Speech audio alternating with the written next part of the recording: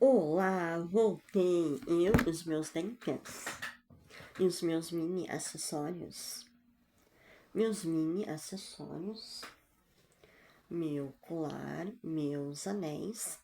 Então, continuando com a leitura do livro Princípios de Economia, quinta edição, dos professores Carlos Roberto Martins Passos e Otto Lagami. Tá? Lembrando que eu estou lendo a parte 2, Noções Gerais de Microeconomia, capítulo 3, Demanda, Oferta e Equilíbrio de Mercado. Número 2, a demanda. E hoje eu vou ler o 2.2, elementos que influenciam a demanda do consumidor. Então vamos lá, meu povo. Elementos que influenciam a demanda do consumidor. É tudo isso aqui e mais isso aqui, tá? Não é difícil. Então vamos de novo. Elementos que influenciam a demanda do consumidor. Feitas estas observações, devemos identificar quais os elementos que influenciam a demanda do consumidor por um determinado bem ou serviço.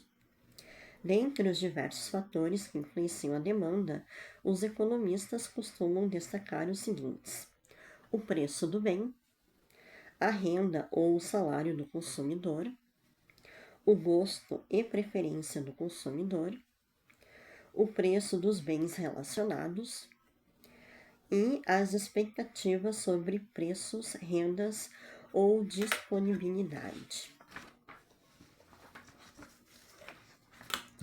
Outros fatores, tais como condições de crédito, efeitos sazonais, localização do consumidor, etc., poderiam ser relacionados, mas estes parecem ser os mais importantes, uma vez que são válidos para a maioria dos bens. Façamos então uma breve análise desses elementos condicionantes da demanda. Então, letra A demanda e o preço do bem. A quantidade demandada, procurada, de um bem é influenciada por seu preço. Normalmente, é de se esperar que, quanto maior o preço de um bem, menor deverá ser a quantidade que o consumidor desejará adquirir desse bem.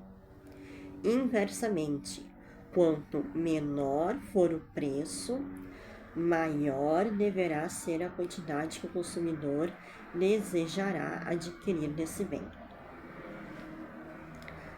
Letra B, B de Brasil. A demanda e a renda do consumidor.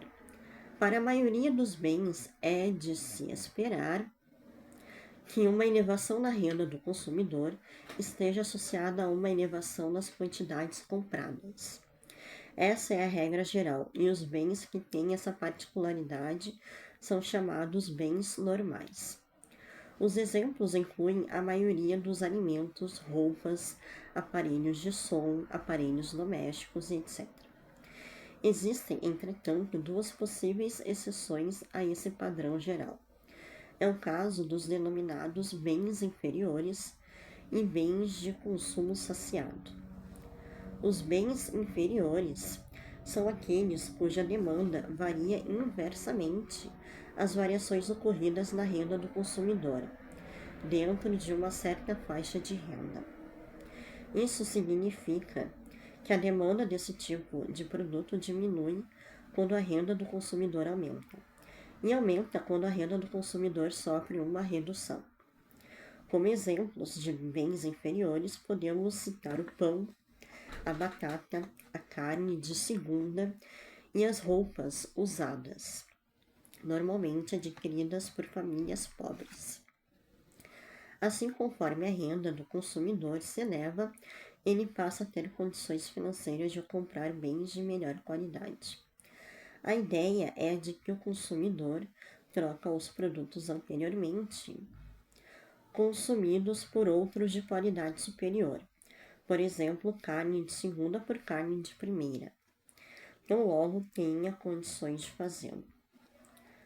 Os bens de consumo saciado, por sua vez, são aqueles em relação aos quais o desejo do consumidor está totalmente satisfeito após um determinado nível de renda.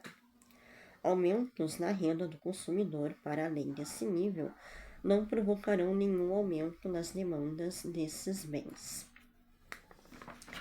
Letra C, de Canadá. A demanda e o gosto e preferência do consumidor. A demanda de um determinado bem ou serviço depende dos hábitos e preferências do consumidor.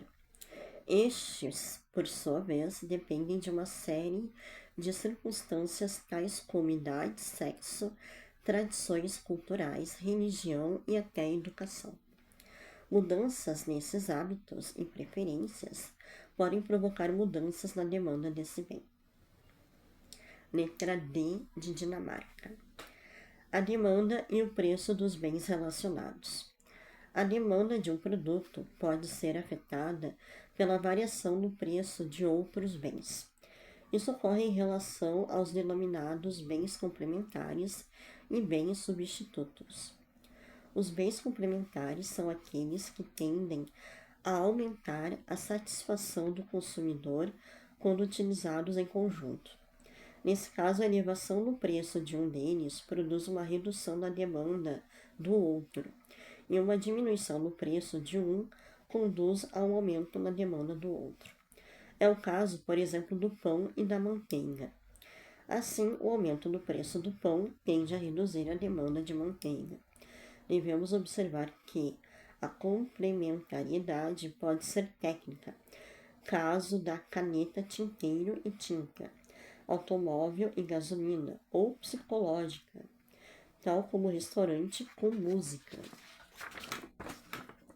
Os bens substitutos, também denominados concorrentes ou sucedâneos, por sua vez, são aqueles cujo consumo de um pode substituir o consumo de outro.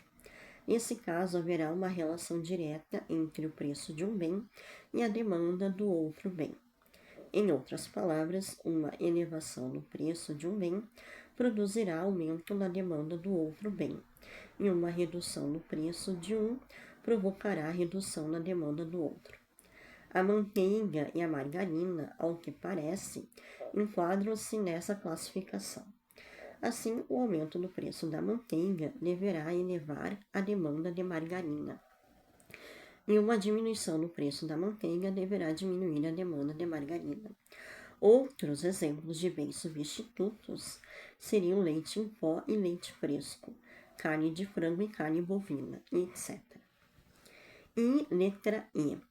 A demanda e as expectativas sobre preços, rendas ou disponibilidade. As expectativas que as pessoas têm em relação ao futuro, dos seus rendimentos em relação ao comportamento dos preços, também exercem papel fundamental na demanda por bens e serviços. Assim, se um consumidor acredita que, no futuro, terá um aumento substancial em seus rendimentos, poderá estar disposto a gastar mais hoje do que uma pessoa que acredita que virá a ter um rendimento bem menor no futuro. Da mesma forma, se o consumidor acredita que os preços irão aumentar no futuro próximo, pode aumentar a demanda corrente de bens estocáveis, prevenindo-se assim de eventuais aumentos de preços.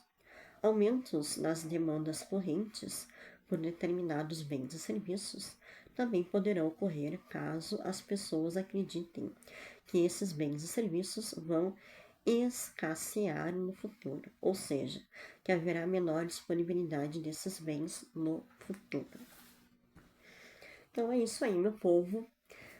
Fica pendente o 2.3 Coeteris Paribus. Tá? E semana que vem, se não houver nenhum imprevisto, eu volto. E tchauzinho.